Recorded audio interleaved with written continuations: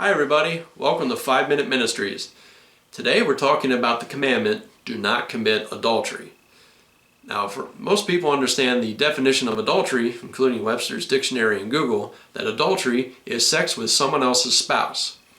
But I don't think that definition quite covers it. See, let me give you an example. A married man goes and has sex with a single woman. Now, the woman's not married at all. Now, according to definition, the man is not an adulterer because he did not have sex with someone else's spouse.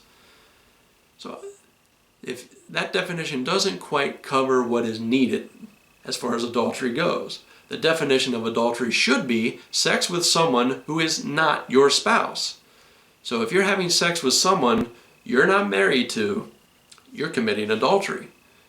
And you say, well, what about two single people? This person's not married, this person's not married, and they agree to have sex and they do. Is that adultery? Well, yes it is, because neither one is the other's spouse. They're having sex with someone else's spouse. One of them might get married to someone else eventually. So that is not the person's spouse. They are committing adultery. You may be thinking, well, you're taking this too far. You're stretching it too much. Well, Jesus didn't think so, because in Matthew 7, he said, if you look at a woman to lust after her, you have already committed adultery in your heart. So Jesus says, if you just look at a person with sexual intent, sexual desire, you're already committing adultery. Yes, ladies, this goes for you too.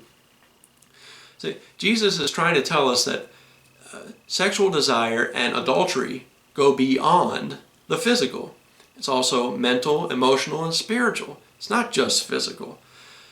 If you saw a married man go out with a woman who's not his wife and go on a romantic dinner, have a romantic evening, even if they didn't have sex that night or at all ever, you would say he's committing adultery. You would say he was cheating on his wife because he's having romantic interludes with someone else.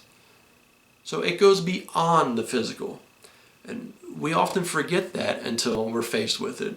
Now, God had a design and an outlet for sex. He only gave one, and he gave it at the very beginning when he created Adam and Eve. He said, a man shall leave his mother and father, cling to his wife, and the two shall be one flesh.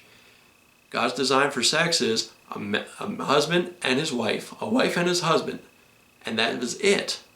That's the only outlet he gave for sex and sexual desire. Now, if you have an issue with that, you'll have to take it up with him when you see it, the day you meet him. And I get the feeling you're not going to win that argument. See, God only gave that outlet, and he gave it for our protection and our safety. He had our best in mind when he did that. See, two people who are truly committed to each other, that's the best outlet for sex. And the true commitment is marriage. That proves there's a commitment there. There's a binding contract. And marriage goes beyond a contract, and I'll talk about marriage another time. But sex was designed to be in the realm of marriage. Now, some of you may say, well, I've already had sex before I was married. In fact, I have a few children. I've lusted after people and lusted after whether they're fiction or they're real people. You know, I've done those things. I've committed adultery already. What do I do about it?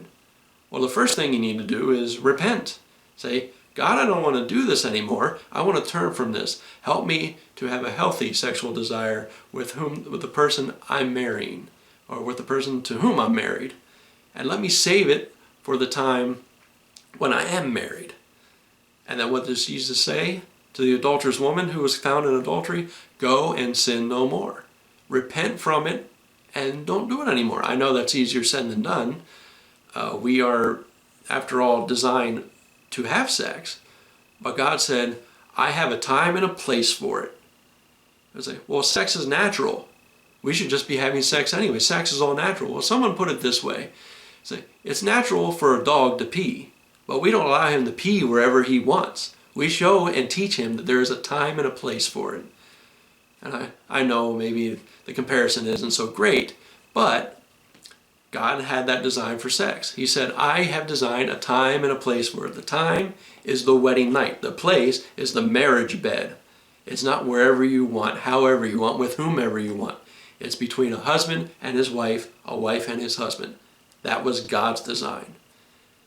Now, next time we're going to be cracking the top 10 of the top 5 of the 10 commandments. And if you want to know what the next commandment is, you can either turn to Exodus 20 and start counting, or wait till next week. And I'll see you then.